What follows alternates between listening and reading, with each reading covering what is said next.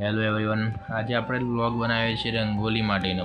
રંગોલી દિવસ હોય ને એવું લાગે છે. રંગોલી દિવસ ના કહેવાય, આમ તો રંગોલીઓ દિવસ કહેવાય, કારણ કે એક નહીં બે નહીં પણ ત્રણ રંગોલી બનાવી છે આપણે.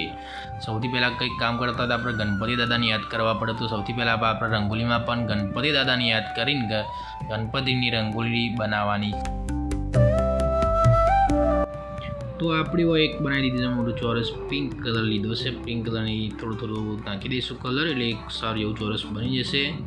આપણે અલગ અલગ માપ પ્રમાણે તમે કરી શકો છો. આપણે એનું બનાવ્યું છે થોડું. તો એક સ્કેલ લઈ લીધો છે કે જેથી કરીને થોડું વ્યવસ્થિત લાગે, કે ચોરસ જેવું લાગે આમ, એટલે થોડું લઈ લીધો સ્કેલ. હવે આપણે મૂકીશું એક ચાઇનીઝ જેવા ડિઝાઇન બનાવેલી હોય છે, આ ચીવરીને મૂકી દેવાનું, અને ઉપર એક શાંતિથી મસ્ત આપણે લીધો છે કલર વ્હાઈટ કલર મૂકીએ તો થોડું સારું લાગે. વ્હાઈટ કલર હવે થોડું ઘસીશું એટલે ડિઝાઇન જે છે એ પડી જશે. અને હા ચીવરીને કશે જવાનું થોડું, કારણ કે શું થોડું હલી જાય તો આજુબાજુ થઈ જાય. હા ચીવરીને ઊંચું કરી લઈશું કે આજુબાજુ ચોય કરે ના. હવે થોડું લાગે છે કે ચોય કડ્યું હોય એવું આપણે પાછું ફરીથી કલર નાખી દેવાનું. તો આપણે હવે થોડો કલર નાખી દઈશું.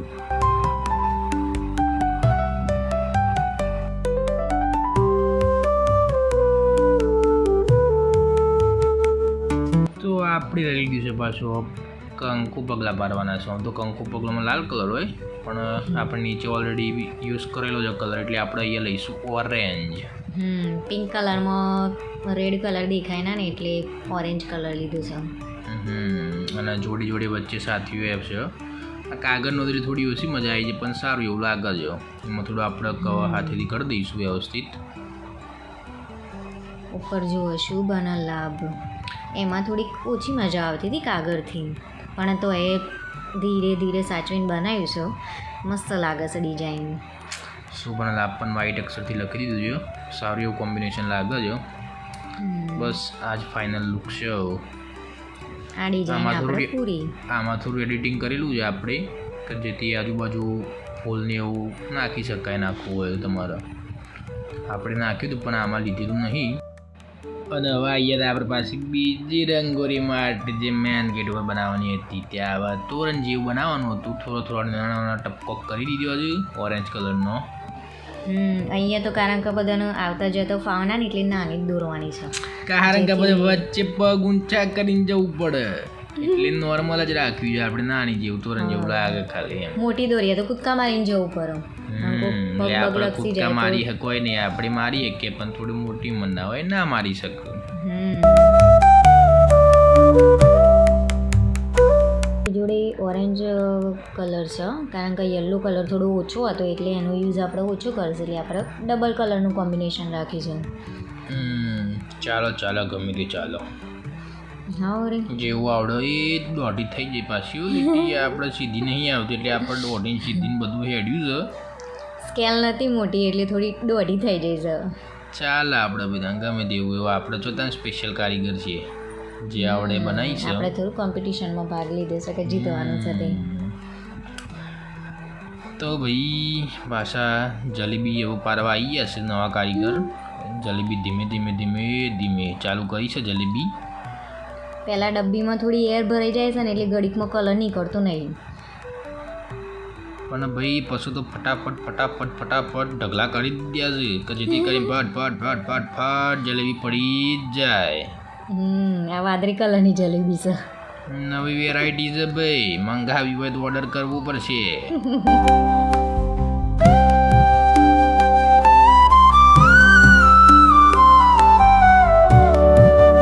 બધી જલેબી પડી જાય છે હવે જોરદાર, અલગ બધી. નાની મોટી જલેબી છે, નાની મોટી ને ગુંચરો બધો અલગ થઈ ગયો છે. જાંબલી કલરનો, નવા પાછું લીલા કલરનું કોક આવ્યું છે ઓગરીથી, કોક આગું પાછું કરવાનું. એમાં પાછી કોક સારી એવી ડિઝાઇન બને છે. એવા ધીમે કોક બને છે.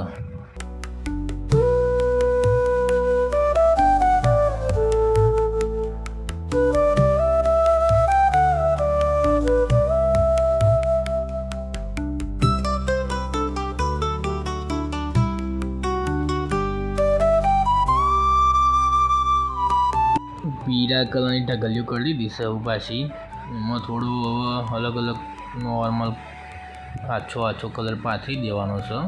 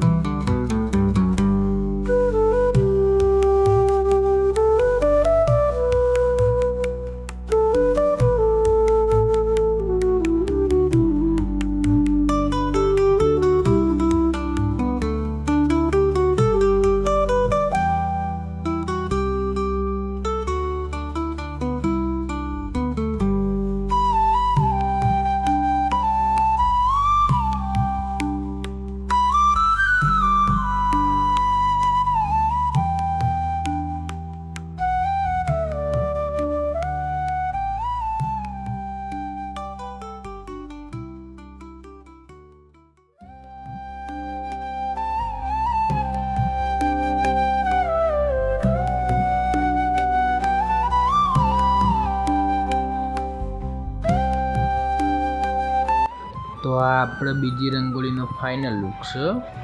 વ્હાઈટ ને ઓરેન્જ ને જોમલીન, લીલું, પીળું ને બધું ખાસું બધું કલર થઈ ગયો છે. હવે આપણે આવીએ બાર મેન ચોકમાં, કે જેઓ પાછા ગણપતિ દાદાને વચ્ચે રાખ્યા છે. ડિઝાઇન ઇવન નહીં બનાવવાની, પણ ખાલી વર્તુળનો હરખું આવે એટલા માટે પીળો કલર લઈ લીધો છે પાછો. જોઈએ આમાં આગળ શું બને છે.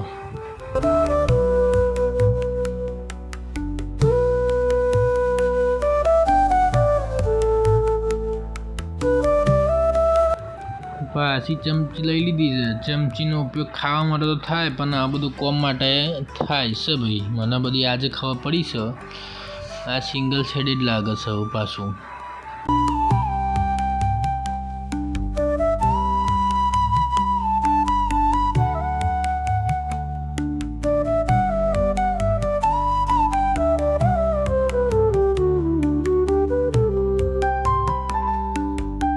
આમાં સિંગલ શેડ સારો નહીં લાગતો ને, એટલે પછી ડબલ શેડ કરી દીધો છે, કે જેથી આમ એકદમ ભરાવદાર લાગે. પેલું ખુલ્લું લાગતું હતું, એટલે આમાં થોડુંક ચેન્જ કરી દીધું છે.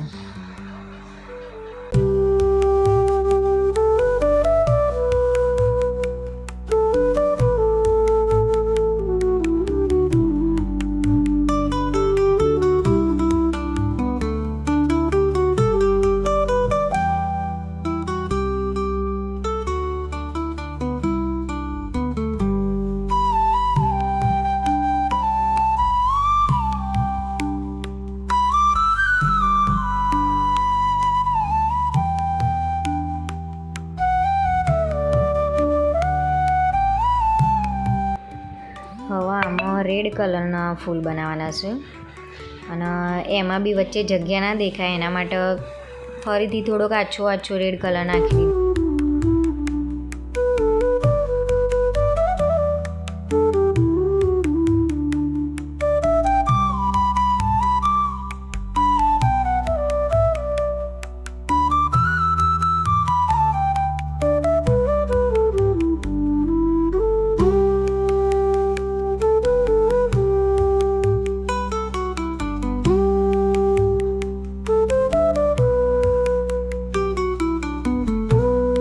ધીમે ધીમે રંગોલી હવે આગળ મોટી થતી જાય છે. હવે આવ્યો છે પોદો બનાવવાનો છે, લીલો. હવે ઘરમાં હશે પોદો કે પછી શું થાય છે જોઈએ, જેવો બને છે. ને એના માટે તો થવાનો જ છે એવું લાગે છે મને તો. લીલો કલર આવી ગયો છે હવે પોદામાં લીલો જો, એટલે આપણે લીલો રાખીએ છીએ અત્યારે.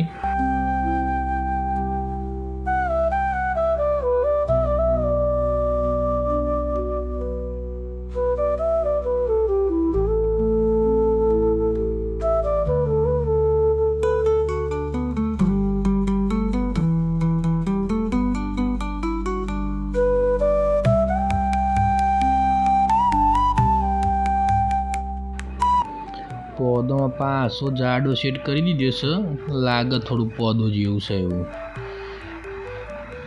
અને આ પાછું આવ્યું છે ડીમો ડિઝાઇન પર જ પણ આ ટેસ્ટર મને ખબર નથી કે મારું ટેસ્ટર આવો પોદો બનાવવામાં એ યુઝ થશે.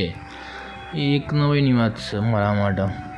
60 પોદું ફટફટ બની જાય છે હમણાં. પોંદડું આખું ત્યારે જ લાગે કે જ્યારે પોદડામાં શીરાઓ હોય. આવું લાગે છે પોદા જેવું. કારણ કે પહેલાં તો પોદરા જેવું લાગતું હતું.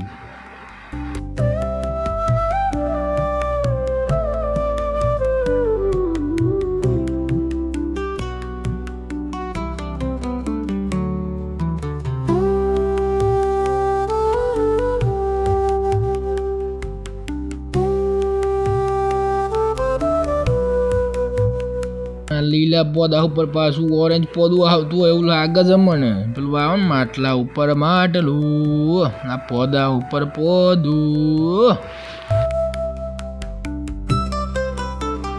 એક લાગે છે પેપરાનું પોદું ને એક લાગે છે કેસરનું પોદું. બે ઝાડ ભેગો થઈ ગયો ના તો સારી વાત છે પાછું.